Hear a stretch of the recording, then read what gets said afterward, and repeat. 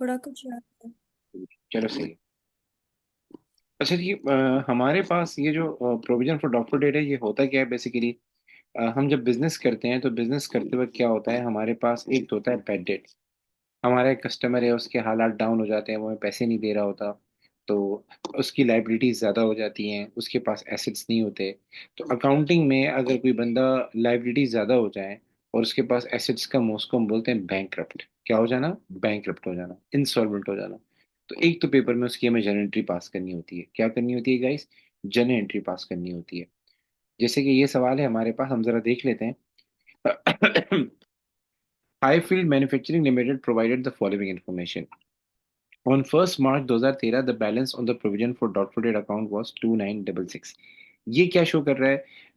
हमारे पास दो तरह के बैड डेट्स होते हैं।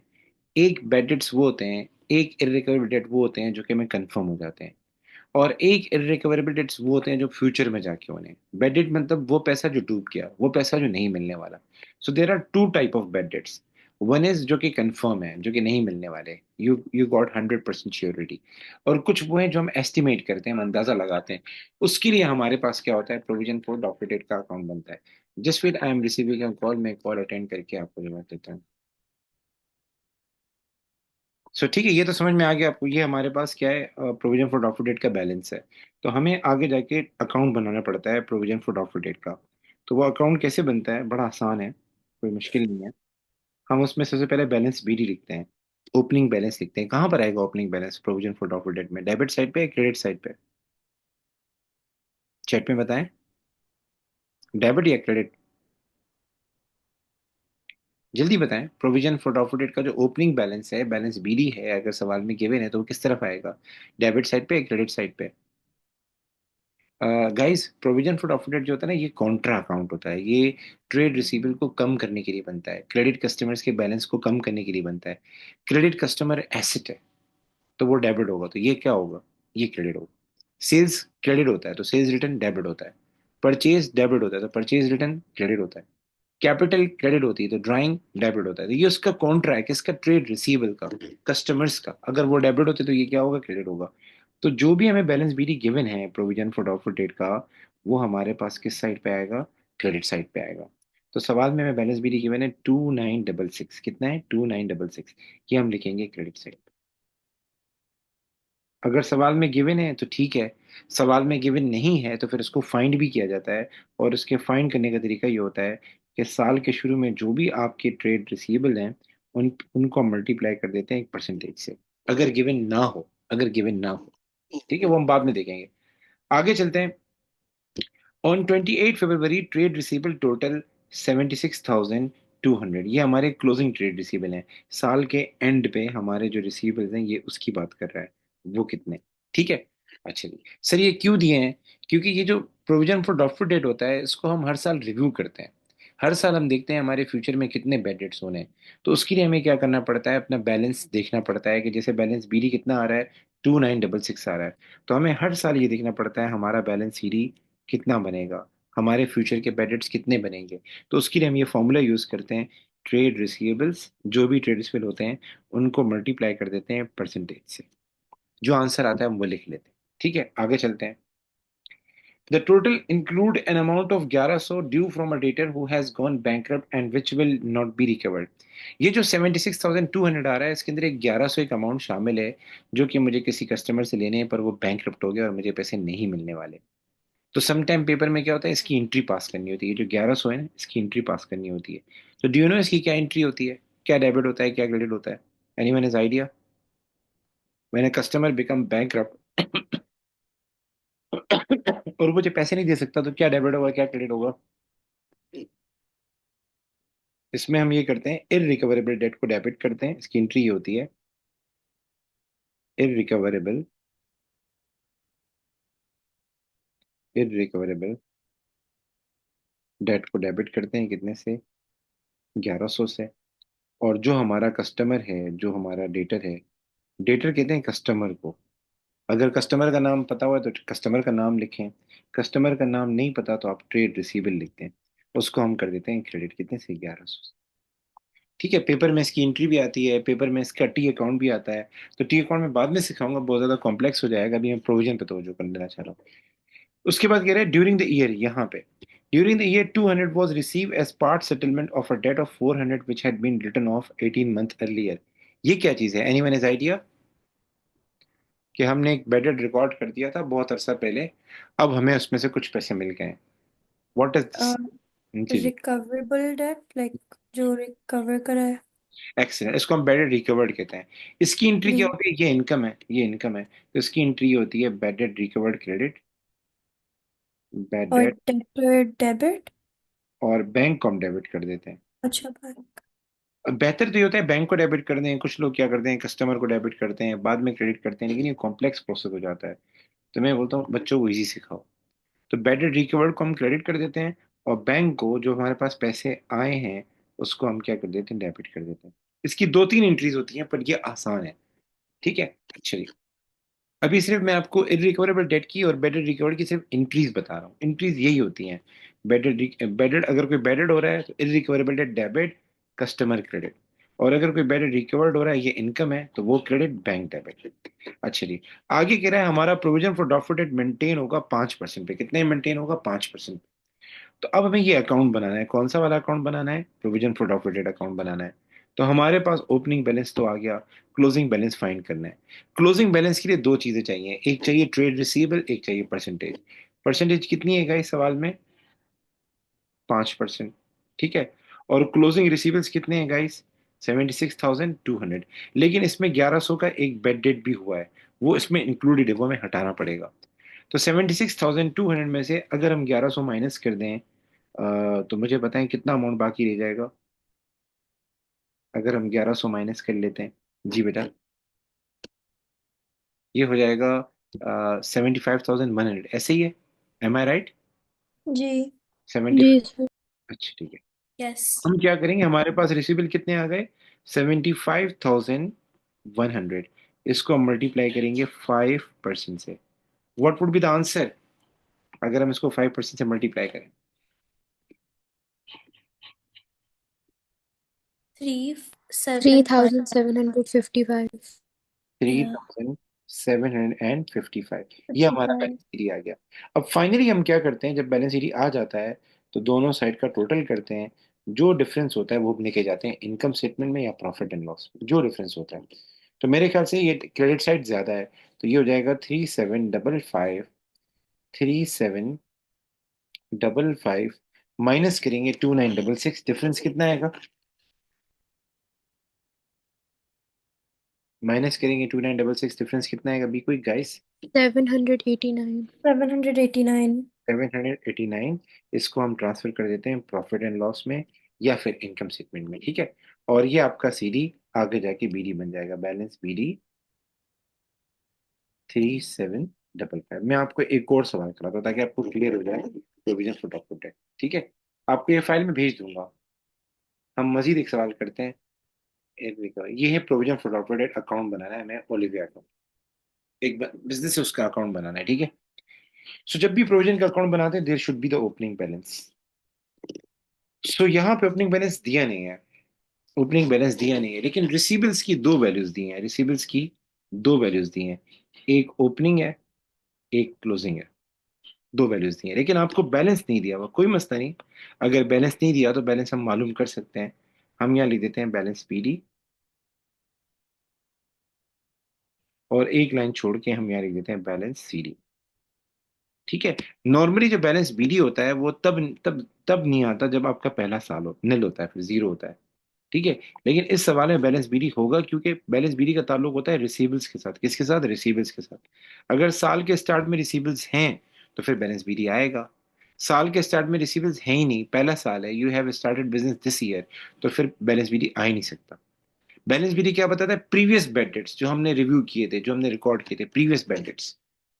सो कैसे मालूम होता है? जिस तरह बैलेंस सीडी मालूम होता है इस तरह बैलेंस बीडी मालूम होता है। मतलब मैंने आपको एक फॉर्मूला बताया कि हम लोग क्या करते हैं, जो भी हमारे ट्रेड रिसीवेबल्स होते हैं उनको मल्टीप्लाई कर देते हैं एक परसेंटेज से, एक, क्योंकि हम एस्टिमेट करते हैं, हम अंदाजा लगाते हैं।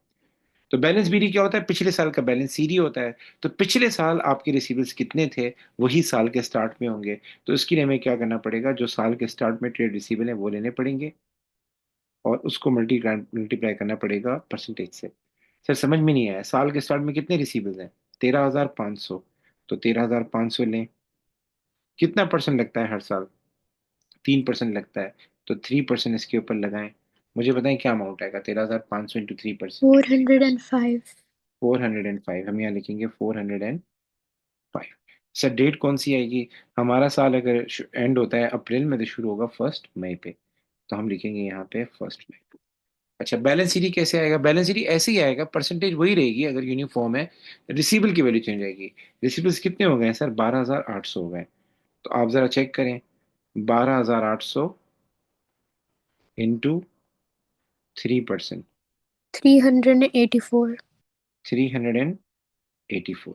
ठीक है, अब क्या करना है? अब आपने टोटल करना है, और जो डिफरेंस है वो ट्रांसफर हो जाएगा इनकम स्टेटमेंट में। वो कहीं भी आ सकता है, डेबिट भी आ सकता है, क्रेडिट भी आ सकता है। कौन सी साइड ज्यादा है मुझे बताएं, डेबिट या क्रेडिट? कौन सी साइड ज्यादा है, डेबिट या क्रेडिट? 384 आ रहा है डेबिट साइड पे, क्रेडिट साइड पे आ रहा है 405। कौन सी side? Credit. Credit side, credit side. तो हम लिखेंगे 405, 405। एंड जो डिफरेंस है वो कितना आ जाएगा? 5 एंड 84, 16, 5 और 16 कितना हो जाएगा? 21 हो जाएगा। एम आई राइट? 21। यस। सर इसके आगे डेट कौन सी आती है, साल की लास्ट आती है? 30 अप्रैल। ठीक है, और ये जो बैलेंस सीडी है, ये हम आगे जाके क्या बनेगा, बैलेंस बीडी बनेगा। कभी भी सवाल सीडी पे एंड नहीं किया करें, सीडी के बाद आप वो भी लिखा करें। ठीक है, ये हमारा प्रोविजन का अकाउंट है। मजीद हम कर लेते हैं ताकि हमारा कॉन्सेप्ट क्लियर हो जाए कि प्रोविजन का अकाउंट कैसे बनाते हैं। अब ये एक और सवाल है पर, अच्छा, ये एक और सवाल है। इसमें इसमें क्या है, इसमें भी ओपनिंग बैलेंस नहीं दिया, लेकिन इस सवाल में इसने आपको बताया हुआ है कि साल के शुरू में कितने रिसीवेबल्स थे, साल के आखिर में कितने रिसीवेबल्स थे। जो पिछले साल के एंडिंग रिसीवेबल्स होते हैं वो हमारे लिए ओपनिंग रिसीवेबल्स बन जाते हैं। वो कितने हैं? 44,200। इस साल के कितने हैं? 42,000। मसला इसमें यह आ रहा है कि पिछले साल रेट लगा था 3%। कितना लगा था? 3%। इस साल उन्होंने कहा कि रेट हमने चेंज कर दिया है। वो कितना हो गया है? वो हो गया 2.5%। तो कोई परेशानी की बात नहीं है। अगर रेट चेंज हो जाएगा तो बैलेंस सीडी पे लगेगा, और पुराना रेट बैलेंस बीडी पे लगेगा। तो हर सवाल बैलेंस बीडी से स्टार्ट होता है। पहले मैं लिख देता हूँ बैलेंस बीडी, और इसके अपोजिट एक लाइन छोड़ के मैं लिख देता हूँ बैलेंस सीडी। तो मुझे बता सकते हैं कि what would be the opening provision value, अगर सवाल में नहीं गिवन हो और रिसीवेबल की ओपनिंग वैल्यू दी हुई हो? 44,003। ट्रेड रिसीवेबल्स जो पहले वाले हैं 44200, उसको 3 से मल्टीप्लाई कर देंगे, 3% से। 3% से मल्टीप्लाई कर देंगे। बताएं क्या अमाउंट आया, क्या आंसर आया? 1326। 1326। और बैलेंस सीडी का क्या सीन है? इसको हम 2.5 से मल्टीप्लाई कर देंगे, 42,000 को। कितना आंसर आ जाएगा? 42,000 इंटू 2.5% क्या आंसर आएगा?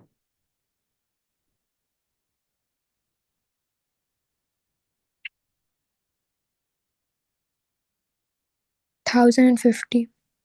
1050। 50। ठीक है ना? अच्छा जी, इसको हम करेंगे दोनों साइड का टोटल। अच्छा जी, तो मुझे बताएं कौन सी साइड ज़्यादा है, डेबिट या क्रेडिट? मेरे ख्याल से क्रेडिट साइड ज़्यादा है। तो ये आ जाएगा 1326, ये आ जाएगा 1326। एंड डिफरेंस कितना आ जाएगा? 276। 276। ये चला जाएगा आपका प्रॉफिट एंड लॉस में। और जो बैलेंस शीट है ये आगे जाके क्या, अच्छा आपके स्कूल में अभी तक इसको आईएस लिखते होंगे, तो आप भले आईएस लिख सकते हैं। वो लोग इनकम स्टेटमेंट लिखते हैं इसकी जगह पे, प्रॉफिट एंड लॉस की जगह पे, नो इशू। अच्छा जी, मैं जस्ट आपको एक आइडिया दे रहा हूँ कि प्रोविजन फॉर प्रॉफिट का अकाउंट कैसे बनता है। तो ये सवाल आपने करना होगा, इस सवाल को आप कीजिएगा। इस सवाल में हमें बनाना है प्रोविजन फॉर प्रॉफिट अकाउंट। ठीक है, हमारे सामने ये डाटा गिवन है, प्रोविजन फॉर प्रॉफिट का अकाउंट बनाना है। इस सवाल में हमारे साथ प्रॉब्लम ये है कि रेट नहीं दिया हुआ, सिर्फ ये बताया हुआ है कि साल के स्टार्ट में कितना परसेंट लगता था, 460। साल के स्टार्ट में रिसीवेबल्स कितने थे? 18,400, लेकिन रेट नहीं गिवन।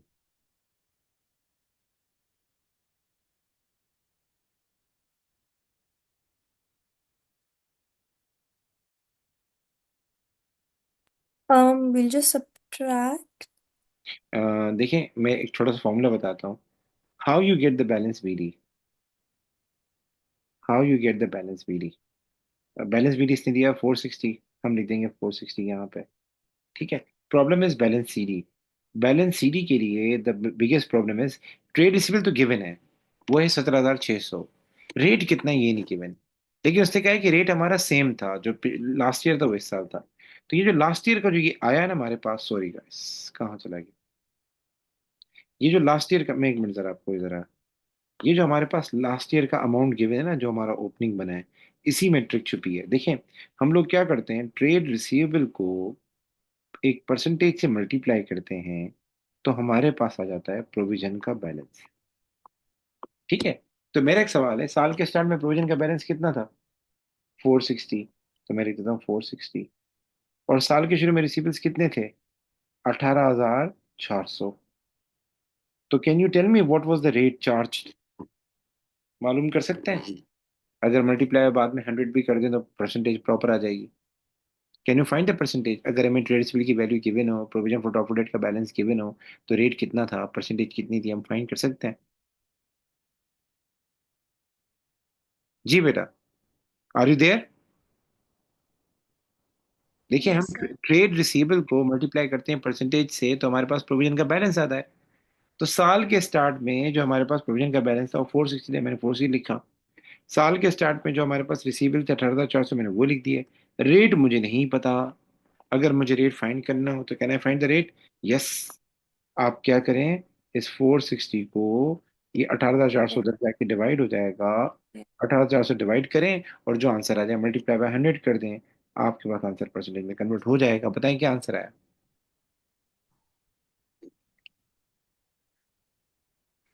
जी,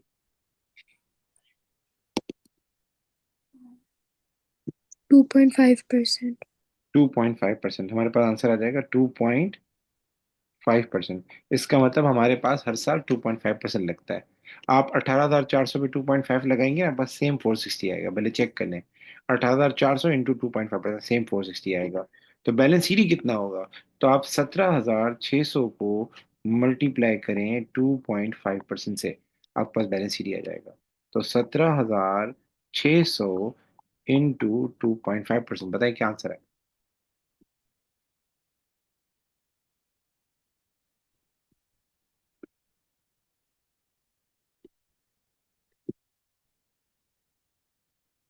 जी बेटा, 440। 440। दोनों साइड का हम टोटल करेंगे। आई थिंक हमारे पास जो है ना वो क्रेडिट साइड ज़्यादा है। तो ये हो जाएगा 460, ये हो जाएगा 460 माइनस 440, तो ये हो जाएगा 20। 20. ठीक है, ये हमारा बन जाएगा प्रॉफिट एंड लॉस। ठीक है, यहाँ तक बातें क्लियर है? Have you got this thing कि जी सर। प्रॉफिट का अकाउंट कैसे Yes. बनाते हैं? ठीक है, अच्छा जी। मेरे पास शीट्स बहुत सारी पड़ी हैं बहुत सारी, मैं भेज दूंगा आप लोगों को। अच्छा, ये वाला सवाल देखें एक नज़र।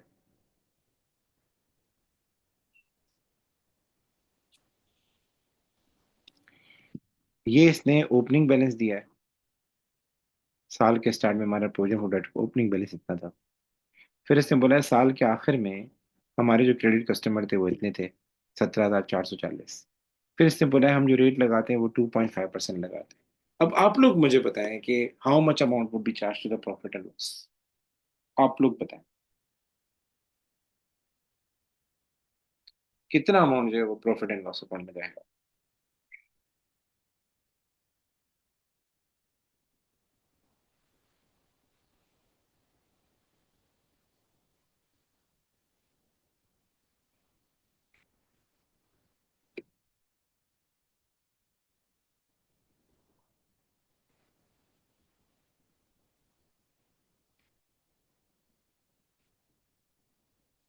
जी बेटा।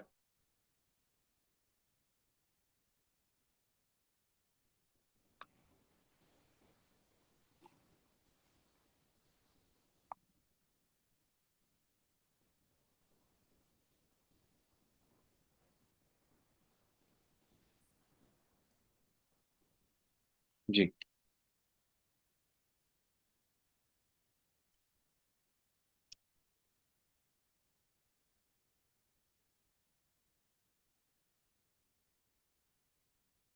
सर मेरा आंसर डेसिमल्स में आ रहा है। देख लेते हैं। ठीक है। अच्छा जी, 17,440 इंटू 2.5%। राउंड ऑफ करके बताएं क्या आंसर है। हम होल नंबर में लिखते हैं।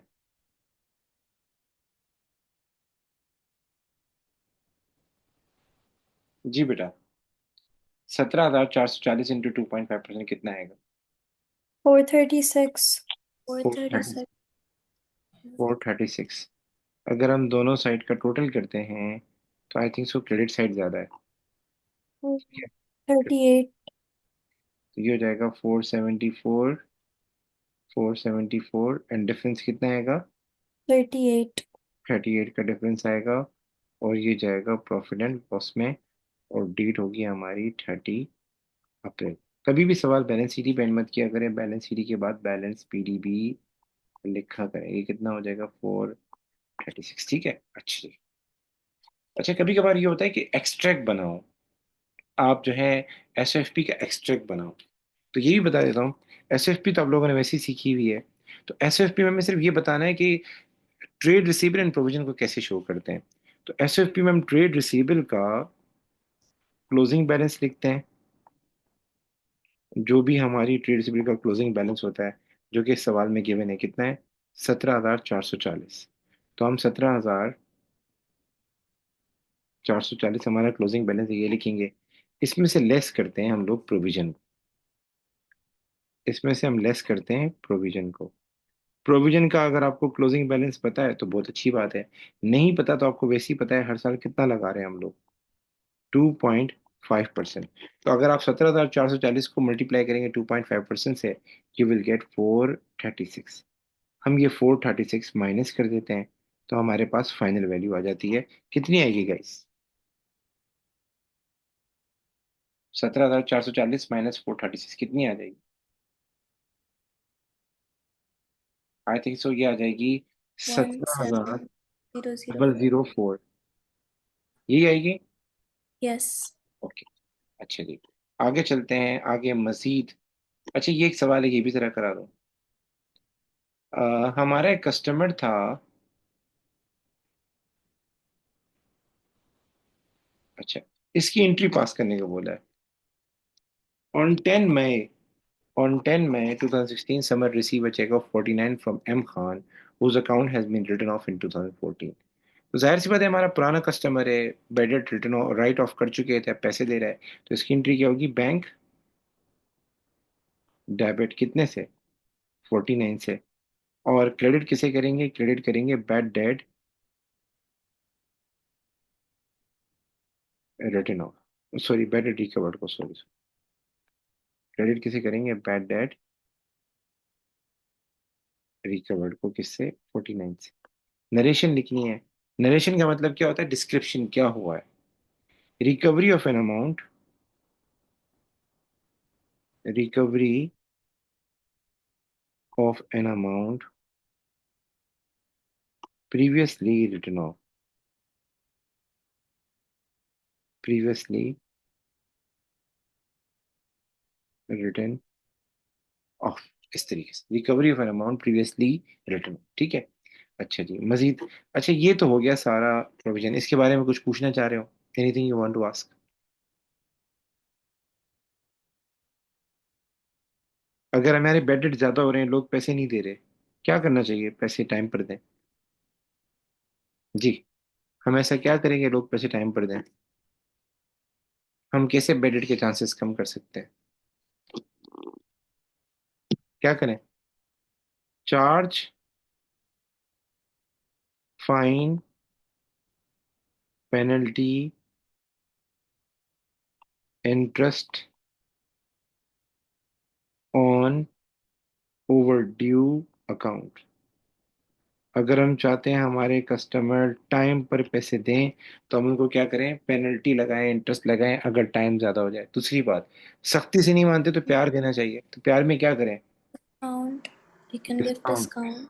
हाँ, give discount on early payment, give discount on early payments. अगर कोई जल्दी पेमेंट कर रहा है तो उसको डिस्काउंट दें, इससे वो इनकरेज होगा, बल्कि बाकी सब भी इनकरेज होंगे, वो क्या करें, ज़्यादा जल्दी पेमेंट दें। हम जो है प्रोविजन का अकाउंट क्यों बनाते हैं, तो प्रोविजन के अकाउंट के पीछे दो कॉन्सेप्ट है। एक है prudence, provision for doffer date का मतलब क्या है, फ्यूचर के बैड डेट्स। तो प्रूडेंस कॉन्सेप्ट कहता है जो फ्यूचर में होने वाला है उसकी तैयारी आज से करो। आपका अकाउंट का पेपर 4 तारीख को है लेकिन आप तैयारी एक महीने पहले से कर रहे हैं, क्यों? क्योंकि हम पहले से ही प्रिपेयर्ड रहे, कुछ भी हो सकता है एक दिन में, फिर कुछ नहीं हो पास। और दूसरा, प्रोविजन प्रोविजन का अकाउंट हम क्यों बनाते हैं या डॉटफुल डेट क्यों रिकॉर्ड करते हैं, उसके पीछे रीजन होता है मैचिंग। अगर हमारी 2025 की सेल्स है तो उसका एक्सपेंस भी 2025 में आना चाहिए, न कि 2026 में आना चाहिए। तो हम पहले ही से अंदाजा लगा के एक बेड रेट रिकॉर्ड कर लेते हैं, बाद में एडजस्टमेंट करते रहते हैं। तो प्रूडेंस कॉन्सेप्ट, जो भी फ्यूचर का लॉस है आज रिकॉर्ड करो ताकि एसेट ओवर स्टेट ना हो, ताकि प्रॉफिट ओवर स्टेट ना हो। और मैचिंग कॉन्सेप्ट, हमारे एक्सपेंस और income should match against in the period in which they are incurred, दोनों एक दूसरे से मैच होने चाहिए। सो आई होप यहाँ तक बातें क्लियर हैं। अगर अगर आपको डॉक्टर डेट में मजीद कोई मसला है तो बताएं, हम उसको देख लेते हैं। जी बेटा, कल फिर क्लास मजीद कंटिन्यू करूं? जी. ठीक है। जी। तो फिर हम क्या नाम है, कल जो है मजीद